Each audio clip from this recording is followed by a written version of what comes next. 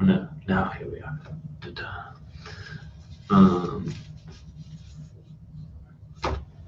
So here we are yet again. Ruben, do you have any questions? Are you on chapter 8? I'm on 8.4 still. Yeah.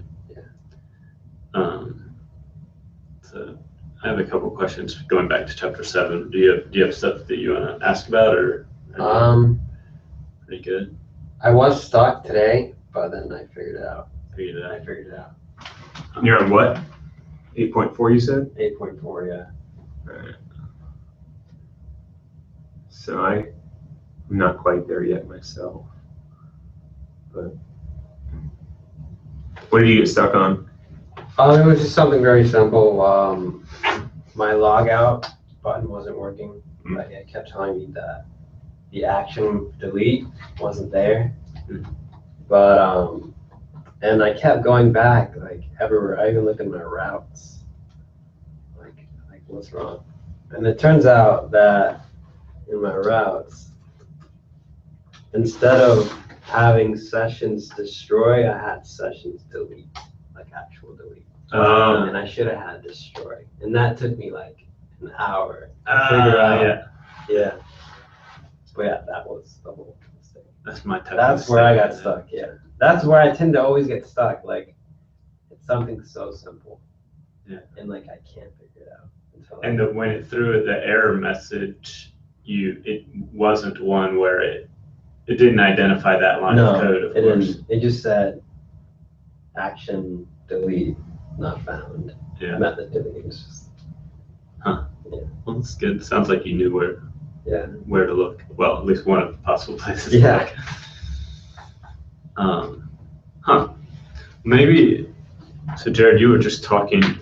I actually had a question about the flash that is raised in used in chapter 7.4.2. Yeah. But before that, I had a question on 7.4.1, which I wrote out my question because I was so confused by it. Let me pull up. All right. So I think my question is, sorry, it's going to take me a second to get back there.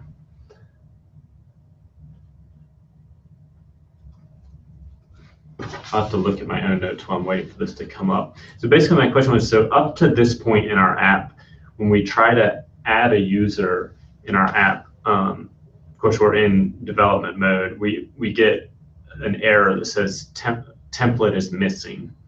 And that error, although I can't see it on my screen right now, is shown, I think, in figure 7.20. Right. I don't know what's going on with my computer. Yeah, guys. Yeah, something weird there too. Well, you have it. Yeah. What's confusing to me is, it makes sense to me that we get that error because there's no instruction currently on what to do up to that point, on what to do upon the creation of a new user, basically. Right. But then in listing 7.24, we add some additional code that lets it work. What I don't understand is why that code is sufficient to allow it to save a user. To me, I see why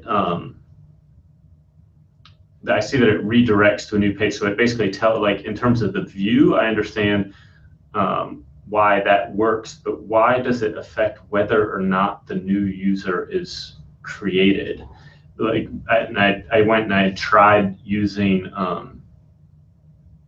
the form in the development page and in the app in development and checking whether or not the users were getting created by going through the console, the Rails console, and they weren't. But I just don't understand. Like it's like I feel like I must be misunderstanding because it's like it's failing to do something solely for lack of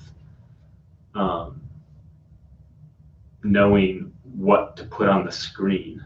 Does that make sense? Yeah, I'm gonna look through it real fast just to verify again. It would be really helpful if I could actually see My screen. well, maybe yeah, we could do it off your screen, I guess, since mine isn't working. It's not connecting anymore. I guess not. Content. No. Okay. That's weird. All right, let me just make sure I have context here again. Successful sign up. What did I send you back here? Let me see what the code was like before that, the last time we modified this code. Sorry, know for sure what we're adding.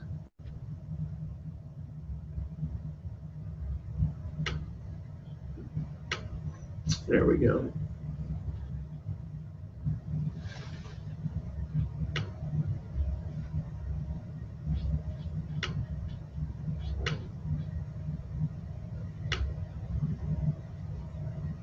I think my whole computer is on the verge of freezing, which I guess would be bad for our connection too. It would.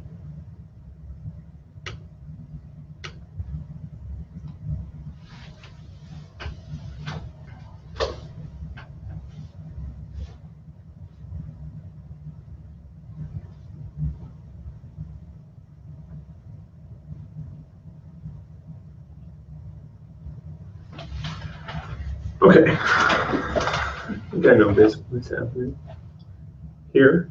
Because basically, I mean, when I don't know, are you able to share your screen? Let's see. Yeah.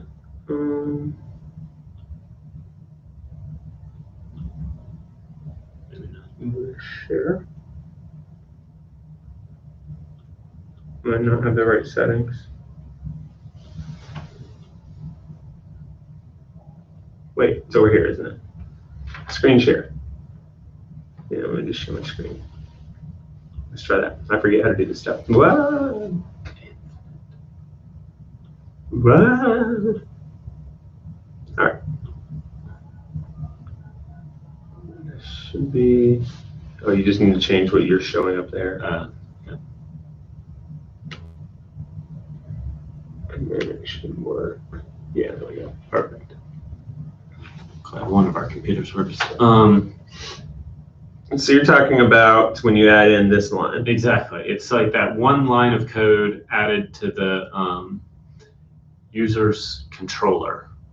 And to me, when I look at it, I think, oh yeah. So I'm saying, so we're defining a method create, and so it's creating a new instance of a user, instantiating a new user, and if that user is successfully saved, essentially, if it meets the parameter so it's a successful save,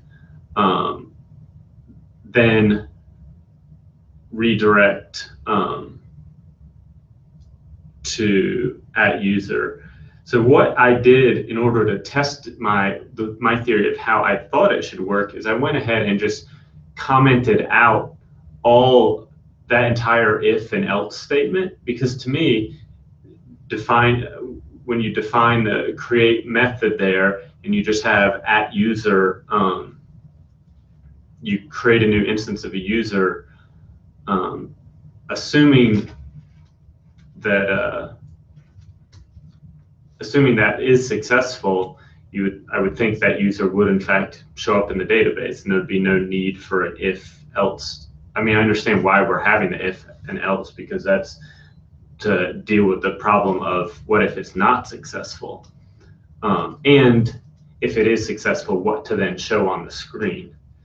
But that's where I get lost as to why that doesn't work. So I tried commenting that out entirely, and it didn't seem to be allowing any new users to be created without that. All right, so let's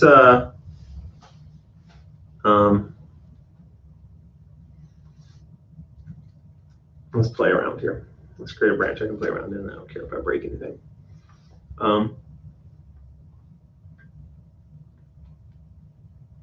We'll test some of that. File remove. No to all. All right. It's gone. It's gone.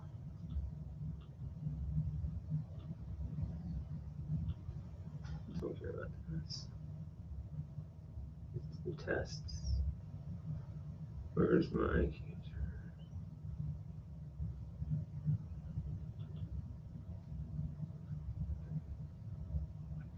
This is what you're talking about. And found out basically if you commented all this out, all this out, you expected it to work, and it blows up instead. I believe so. So let's.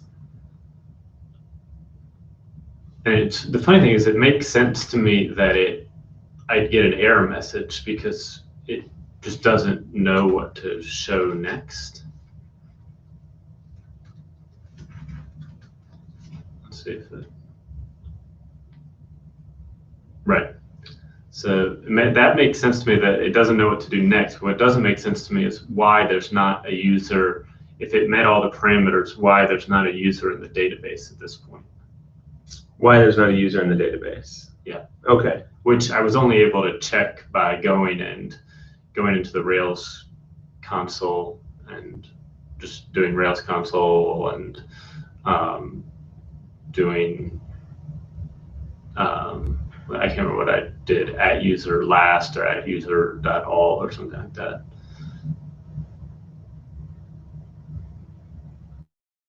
That's a good question. So let's check something out here.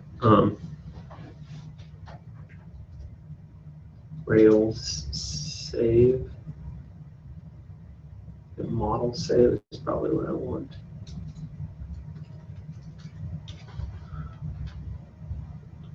Okay, let's do this.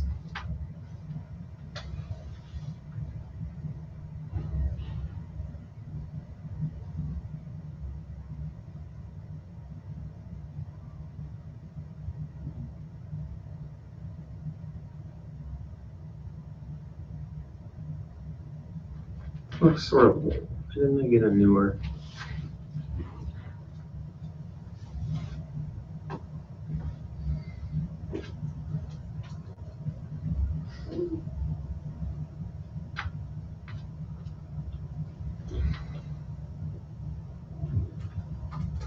All right.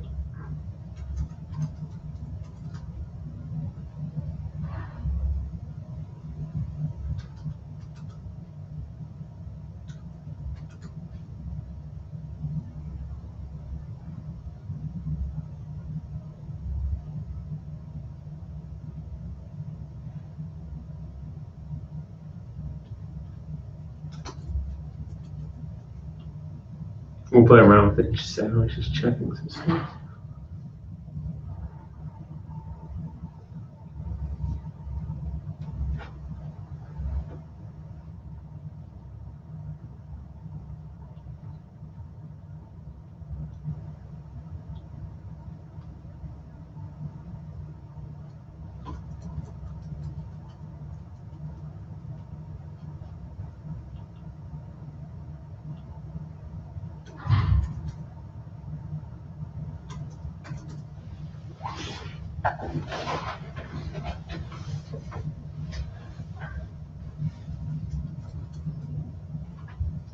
So this is getting a user from our model, I believe.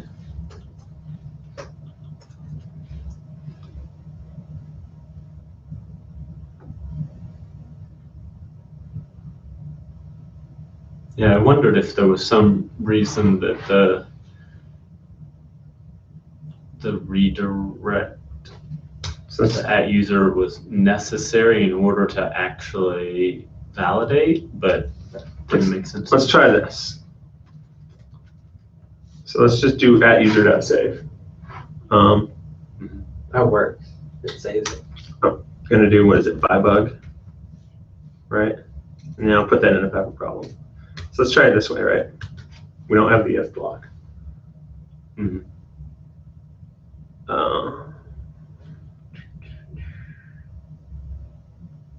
Let's sign up here. All right. Did you just try it? Is that- Yeah, it saves it. Yeah, I think It maybe gives you the same error, but it. I get the error, which I expect. Yeah. Right. But now we'll go check my users directly, I guess. Rails C. Okay, let's see what we got. Oops. User.count. Yep, we have two. So let's say user dot or find two. And there's the guy I inserted. That's interesting. So I like this, but I am still confused. So basically, I can see why in a sense I screwed up by commenting out too much. You know, look, I guess I would have thought that at user. Yeah, I think part in my head, I was confused because I thought of create as having meaning, but no, we were just defined. So there was nothing in there that was actually telling it to save it. But what's confusing to me now, my next level of confusion is, oh wait, so an if statement that says if at user.save I get what you're saying. is also an action? It's weird because it's like we never told it to do it. We just told it to check to do these other things if it could do it. Oh, you're saying it's weird that this is an action itself in the if statement? Yeah, like that within an if statement, we haven't in the code, in the like most eloquent code, or presumably that's good code that he wrote, that Hartl wrote. He at no point does he say at user.save. He says if at user.save, and then these other things should happen. But at no point does he say, oh, by the way, when I say if at user, I would have thought that is in a sense just why I just kind of blase like commented it out really quick is, oh, that's just an if state. That's just checking if something has happened. But apparently that is like an operative thing. Like that's actually what's making it happen. Oh, you commented out the if too? Yeah. Because I didn't understand that an if statement could also be a command. Okay, I get what you're saying. Yeah, this is a little confusing in the way to read it. Mm-hmm. It's something that I mean, I guess all languages work this way, but it can get a little confusing as to what you're reading when you look at this. Right. So you basically have to read it like, let's try to save the user, and if that works, then let's do this, as opposed to if a user could be saved. Yeah, well, the key here is, the key to reading this correctly is to think about it from the perspective of what's going on, or I guess read it in terms of what stuff returns, right? So let's come back to here, and let's say, let's set a variable. We'll just say saved equals that user.save, right? And we're used to reading code like this. What we're seeing here is we're calling the save method on the user, and this saved variable will be getting the value that the save method returns. Right, presumably true. Presumably true, but if it doesn't save, if something goes wrong, it'll presumably get false instead. Yeah. So, and then we could write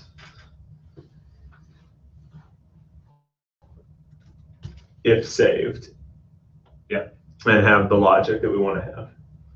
Yeah. And in that case, the user.save would happen. Yeah. Because we did it here. Now I need to test and see if I may have misunderstood what you were saying. I'm going to try something else in just a minute. But all we're doing in this is, with the way that it's being written otherwise, is we're shorthanding that. So this is still the exact same thing it was before. It's still calling user.save and returning a value. The only difference is we're not assigning that value to anything. We're just letting the if block immediately use the return value from it. And that's common, and this isn't just a funny Rails thing. No, that's very common. I mean, it all depends on whether or not you need that value around for like another set of comparisons or something else. If this is the one place you need to use it, then there's no reason to assign a variable to it. Right. Yeah, it's not, I guess I wouldn't have, I can see, I mean, I understand, I think, the example with assigning a variable to it, but the fact that, to me, it's like, it would make perfect sense if it said in line 11, at user equal exactly what it says right now, and then line 12 was just at user.save line, which maybe that's just not, I don't actually know, that'd be valid code to just say at user.save? Let me just swap some of this out. To me, that's the more, like, that would be what would make sense, to explicitly say line 12 at user.save. Oh yeah, because that's what we just did a minute ago, right? And then, and then 13 say if at user.save this, because basically it seems weird to me that the question is at user.save true, does that result in true? That is also the thing that makes it save the user. Yeah, it's interesting because you're thinking of it as an if statement looking at this value, but in a sense, that if statement has the side effect of saving the user during the process, right? Because you're actually invoking this function, which is producing a side effect. That I don't even know how to. That's just something you have to get used to. Well, no. So I'm gonna talk about a computer science concept here that probably won't help clarify this, but might help you reason about some stuff. So one way to categorize functions in computer science, and functions are just the general term for any method or anything that runs a lot like blocks or anything else in Ruby, is as pure functions or not pure functions. So pure functions basically have no side effects. So it's a little hard to explain exactly what that means, but essentially what it means is if you had a pure function, let me, I don't even know if I'm going to be good enough to write some of these. Let me see if I can write one here. If you have, I mean, we're used to pure functions. A pure function would be like def, add. Yeah, presumably any mathematical thing that is just, well, actually, no, not necessarily. I mean, you could do a lot, but I'm probably going to get my syntax wrong here, aren't I? Def add, first plus second, right? End. So now I have add. And basically what's meant by it being a pure function are a couple things. One is that when you pass in the same parameters to it, in this case, the first and second, the numbers you're adding, you'll always get the same results back. So no matter what you do, when you pass those in, you always get the same results back, which sounds sort of obvious. You're like, what else could happen? Except if the function relied on any state or anything else going on anywhere else in your program, then that may be different. Like maybe if I rewrote this and I don't know if it'll let me redefine something. Let's see what happens.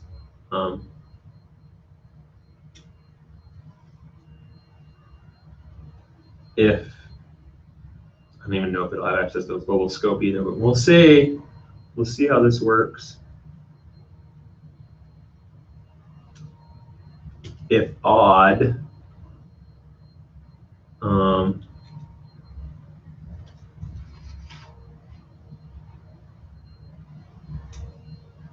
does it return? Yes, one.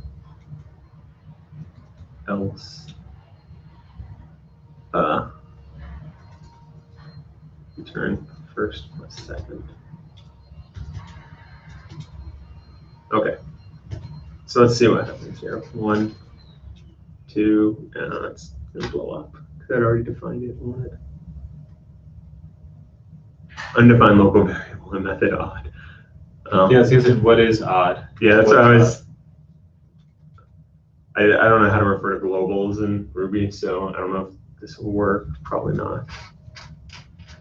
But essentially, if it looked at anything outside of that function, outside of what was explicitly passed in, then to decide any of its behavior, then it wouldn't be considered a pure function. So I can give an example if, let me see here, the user controller. I'm not very good with this Rails console, so let's see what I get back. If I do a user,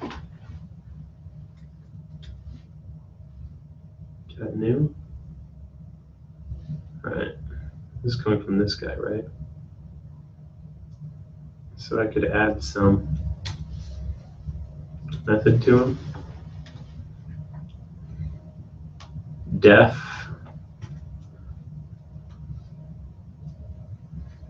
funny name.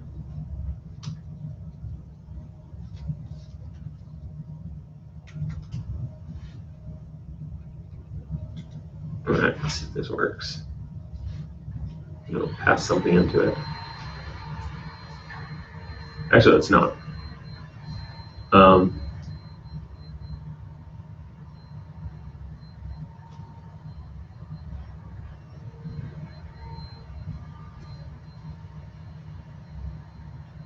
If name.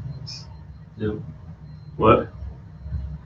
I thought if you were gonna do if named equals nil, you were gonna like just go ahead and assign it a funny default name or something.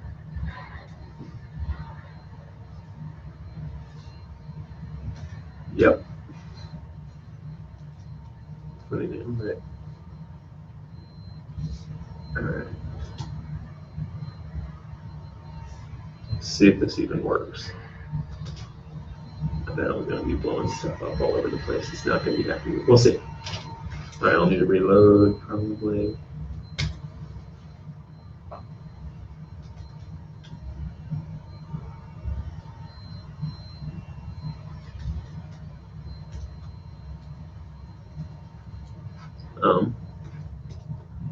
Jared equals user.new. All right. Jared.name equals Jared.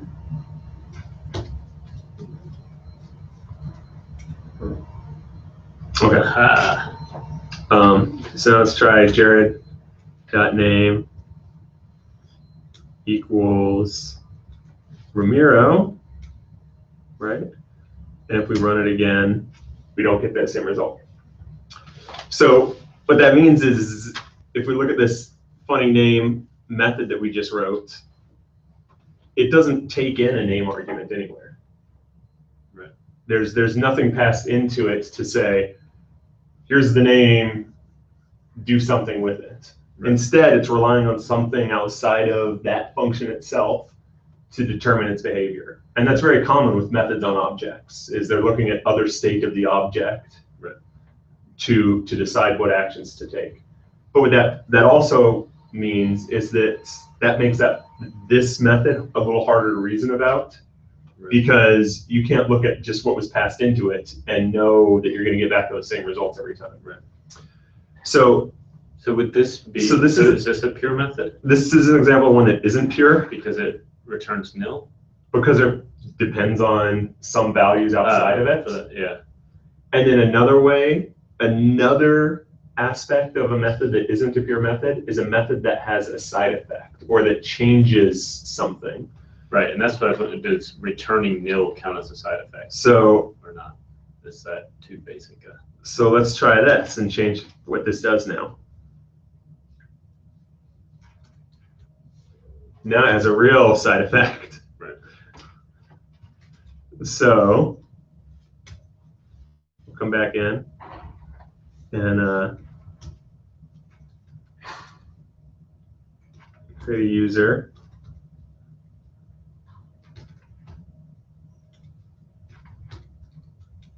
Let's look at the value for it, all right?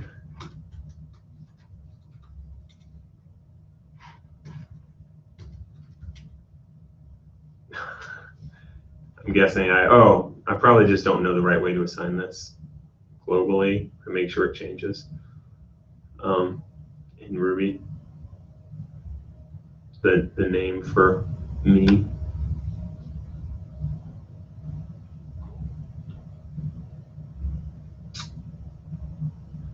Yeah, because instead it's assigning it to a local variable.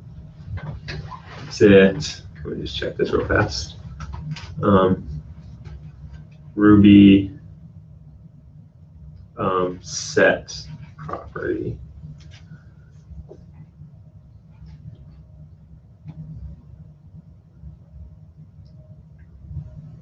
Let me set it in. Let me call them attributes.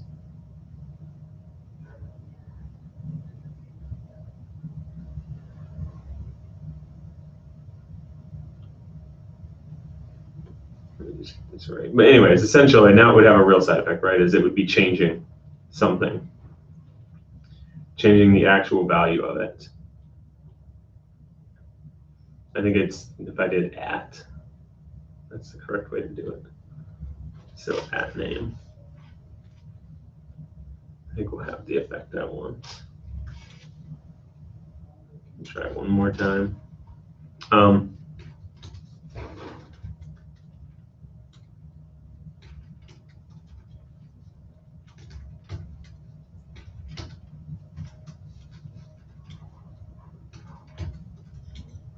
Yeah, whatever.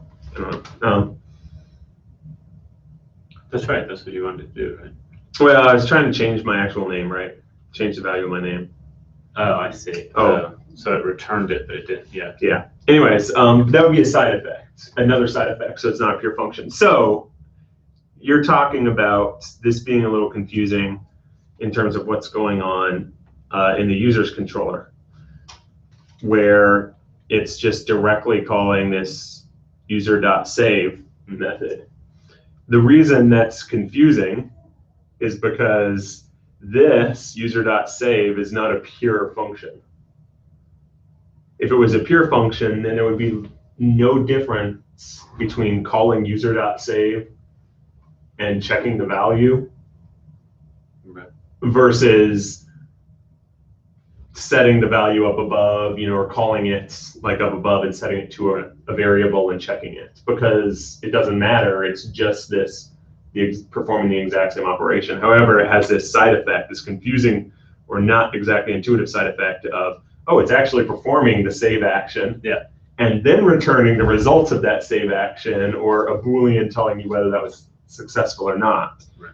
And so it can be a little weird to write your code that way, because you're used to thinking, okay, I need to do this, and then I need to check if the result of that was correct or not. This is just a very shorthand way of shortcutting that. So question, so if it was written, if there was just an additional line inserted between line 11 and 12 there that was at user.save, that wouldn't create any problem, right? It would just, it would save the user, and then it would test it in 2 separate steps. Is that right? Yeah, I mean, well, if you assign it to a variable. Let's try this, because this is one thing that I wasn't 100% sure on from what you said either. If I get rid of this stuff, right? Let's, I already have, yep, that's right, I'm gonna be the same. Probably yell at me because I have to, I don't check if my email's already in there.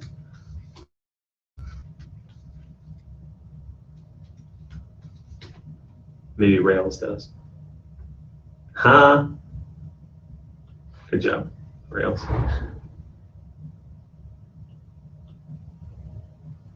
No, I lost my password. Don't be lazy. Do the work. Okay. So now let's check, because we can guess at this if user save ran, right?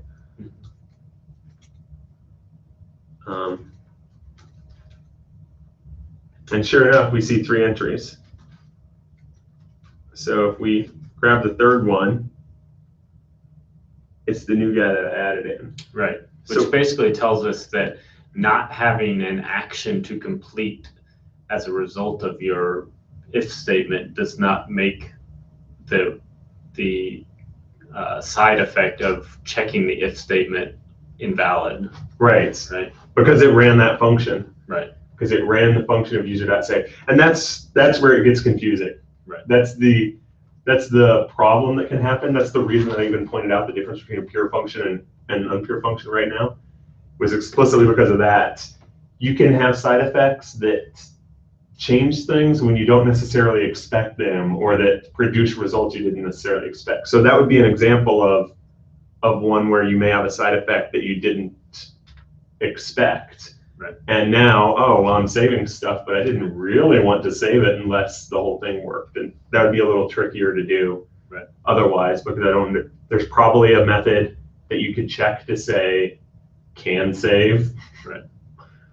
But you would still have the problem, because your next line would have to be like user.save, and then, oh, well, I still don't have the right route. Right.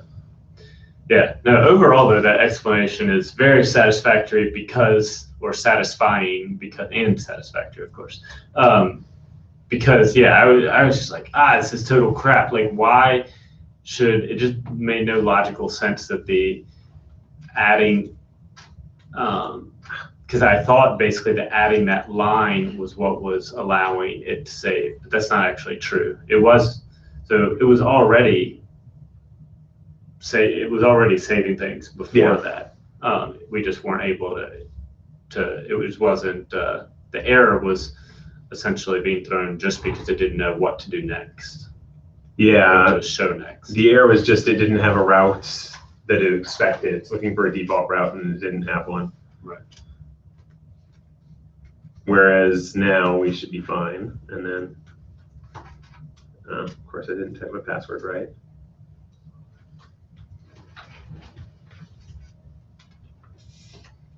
No, maybe I didn't save it or something. I don't know. Yeah. Anyways. Okay. Moving on. Makes sense.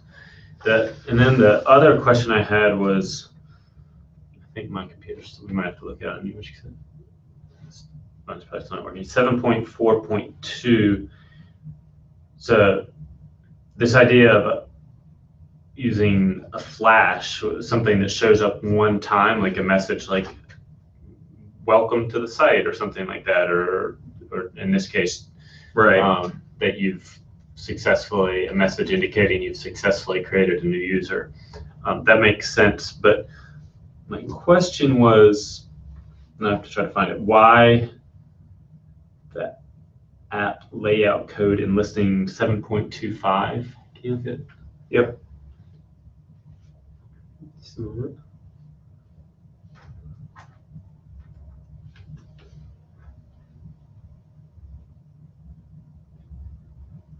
Yeah, I think basically my question was the concept of the flash made sense.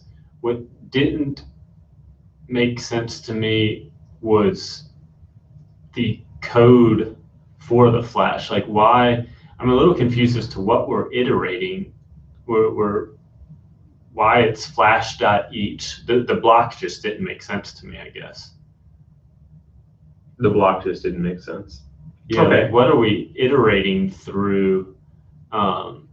Because the flash only, at least so, unless we're just setting it up so that later it could have other things. Right now, it only has one possible outcome, right? Which is that you've successfully created a user, and I didn't understand why there would be iteration involved there. Right, I see what you're saying.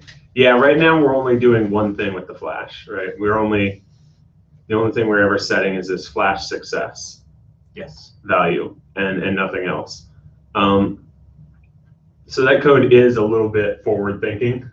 Oh, okay. that was written down below, because it's got, and in this flash success, this will be your message type, and this is the message. So the success is the message type, and this is the message, right? And is that code right there in 7.24, is that alone? I guess this is just a Ruby or Rails question. Do we need that other code in 7.25 to make it work, or is that only? Well, you don't need it to make the flash work explicitly. Yeah. But I think this will work now. Let me go back here and see if I can make this stuff work, because this should want it to show. Oh, now it's going to yell at me because I've already added it in, won't it? All right. There's my bug. See, I got a little bug on my page. I don't know what it is. Just didn't fix it yet.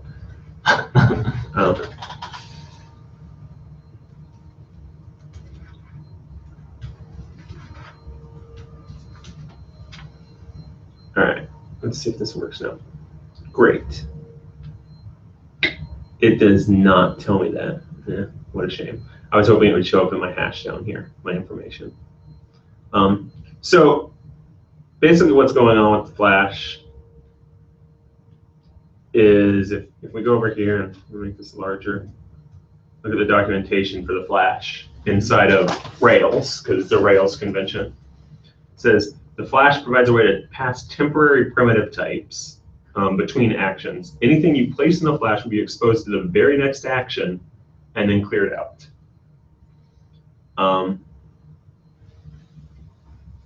So what that means in the code is essentially when you write this flash success, the next action that gets handled, and in this case, we just told it, okay, redirect to user, which is going to call the show for a user and render it. Yep. And render the views associated with it, is also going to get the flash object with everything that you set on it. Yep. Now, you could do nothing with it, or you could do something. I mean, if you could even use the flash object to do something on the back end if you wanted to do it for some reason. I'm not sure why. I think I would quickly get confused seeing as it only exists past temporary. Yeah, I would confuse myself.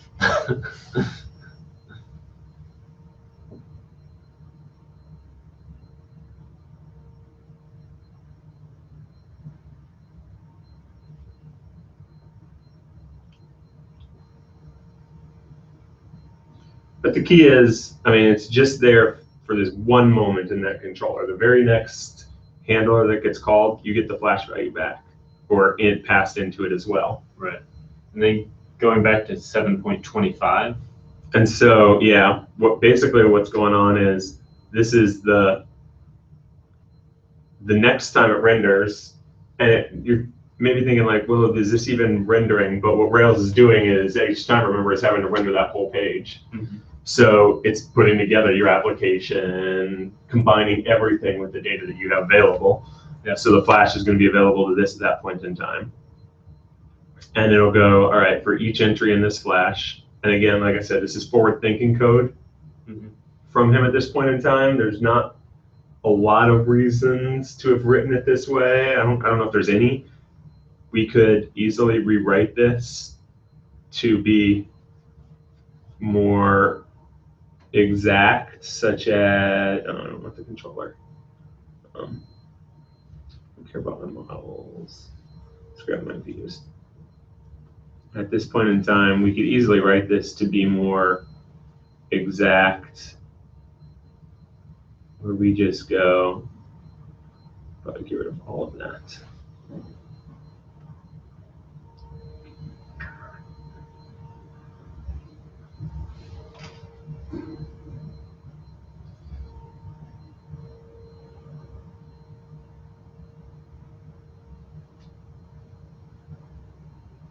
Let's see here. The alert there is just, that's basically just styling, right? Flash dot count. Yeah, that's just styling. So let's just say, I don't know if this will work. Let's try.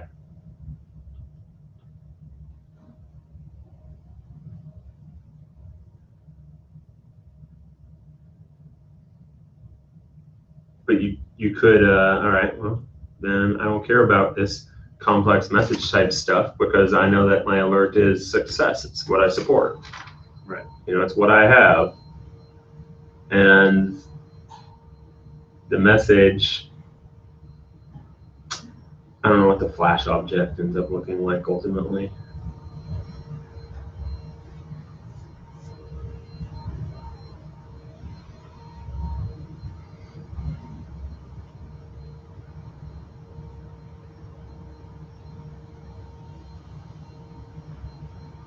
Oh, it's just an object with the, okay.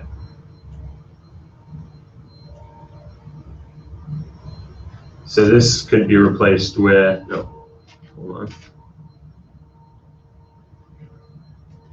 Flash.success.message.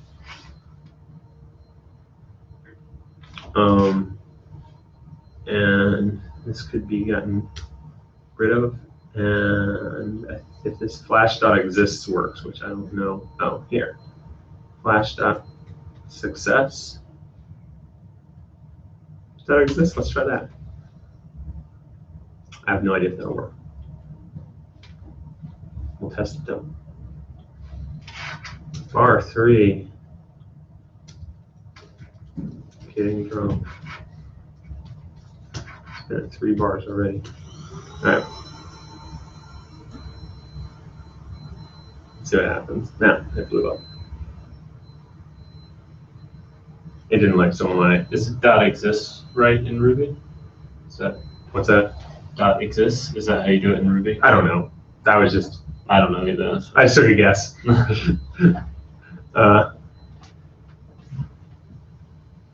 Yeah.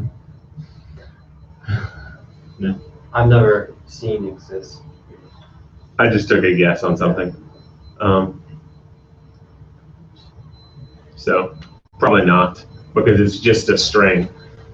So it doesn't matter. That would be a more straightforward way to write it though, right? It's something like that right there. Right. You know, we could even not check for it, but he wrote it with this forward thinking type of flash each do. Right. So basically, just with the idea, okay, this will be a great way. We can use this. We'll make use of this in case there are all sorts of other message types. Yeah. Okay. And there will be, you know, in the future. Right. Because you already said we're going to use some of those. Right. Okay. Makes sense. All right. I think those were my 2 main questions right now.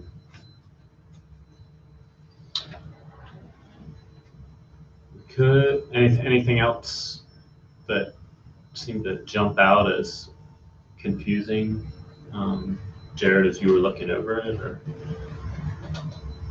Not until 8. You know, I mean, when we get to 8, There'll be plenty to get you guys. confused about. I don't know if there's that much, but I haven't gotten all the way through it to see how good of an explanation he gives of how the authentication works.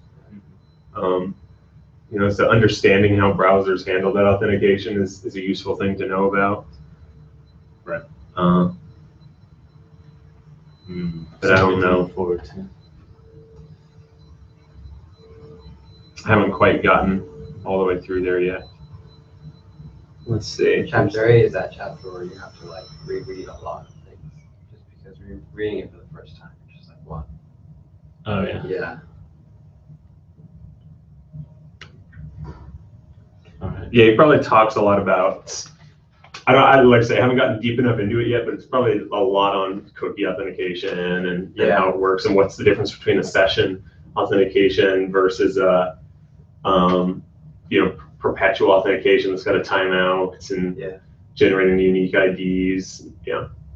Okay. So everybody, the message is be very, very afraid of chapter 8. No. Be scared. No, I mean, Very, very afraid. it's something most people don't have to worry about that much. Like, Yeah. the framework designers typically handle the complexity of it. There's a lot to it. There's a lot of complexity in authentication and how it works. Yeah. Usually your framework is handling that for you. Yeah. So usually it's not something you want to try and solve yourself. Right. Just hook into your framework, let it worry about it. Yeah. I think that's the whole reason why there's divides. So you don't really have to worry about redoing authentication over and over again in every application. Yeah. Authentication is just a very It's hard. very long to actually like set it up. Right. Yeah. I'm sure. And that's the deal, is authentication is one of those very difficult things in terms of getting it right. Yeah. Technically, it's very easy to make mistakes. It's like encryption. Mm-hmm. They're things that are incredibly complicated, and mistakes are not obvious because mistakes don't necessarily make your code fail. Mistakes might just be, oh, you sent data across the wire across to the server in a way that was not really secure, and now somebody might be able to take that and act like they're you, even though they're not using your computer, right? There's a lot of really subtle mistakes that can be made. So relying on a framework to do that for you is very important. You don't want to, even the best cryptographers in the world, for example, don't write their own libraries because they're going to have a bug and someone would be able to exploit that. Right. You know, it's better to have something that a lot of people have used and have worked out the kinks on. I'm looking forward to chapter 8 then. I'm just at the end of chapter 7. So onwards. So I guess next class will probably be focused mainly on chapter 8. Maybe I can freak people out. There's Jared's screen. Don't let that happen to you. Why is that happening? Just be very afraid.